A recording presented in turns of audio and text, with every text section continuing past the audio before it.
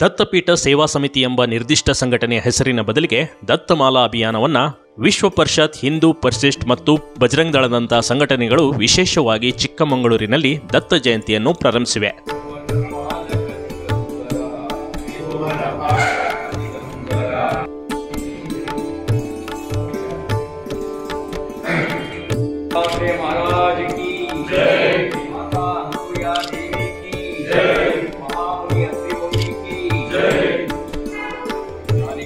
ಈ ಅಭಿಯಾನದ ಪ್ರಮುಖ ಬೇಡಿಕೆಗಳಲ್ಲಿ ದತ್ತಪೀಠಗಳನ್ನು ಹಿಂದೂಗಳ ಪೀಠವೆಂದು ಘೋಷಿಸುವುದು ಮತ್ತು ಅಲ್ಲಿರುವ ಅನ್ಯ ಧಾರ್ಮಿಕ ಗದ್ದುಗೆಗಳನ್ನು ಸ್ಥಳಾಂತರಿಸುವುದು ಸೇರಿವೆ. ದತ್ತಪೀಠ ಸೇವಾ ಸಮಿತಿ ಕರ್ನಾಟಕದಿಂದ ದತ್ತಮಾಲಾ ಅಭಿಯಾನಕ್ಕೆ ಚಾಲನೆ ನೀಡಲಾಯಿತು.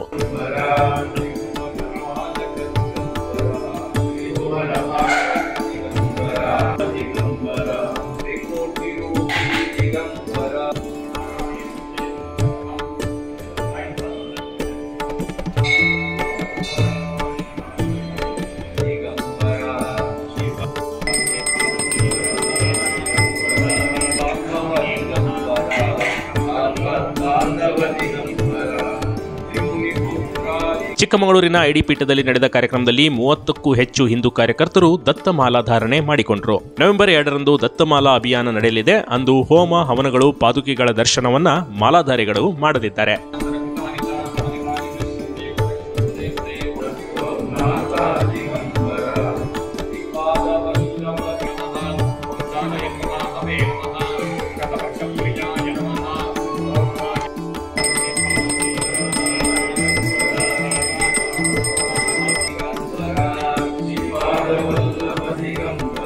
ಈ ದತ್ತಪೀಠ ಅಭಿಯಾನದಲ್ಲಿ ಎಂಎಲ್ಸಿ ಸಿಟಿ ರವಿ ಸೇರಿದಂತೆ ಮೊದಲಾದವರು ಭಾಗಿಯಾಗಿದ್ದರು.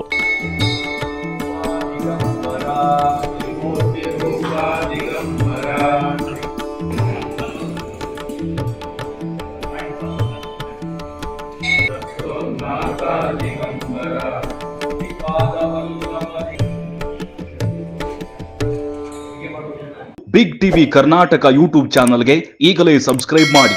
ಧನ್ಯವಾದಗಳು.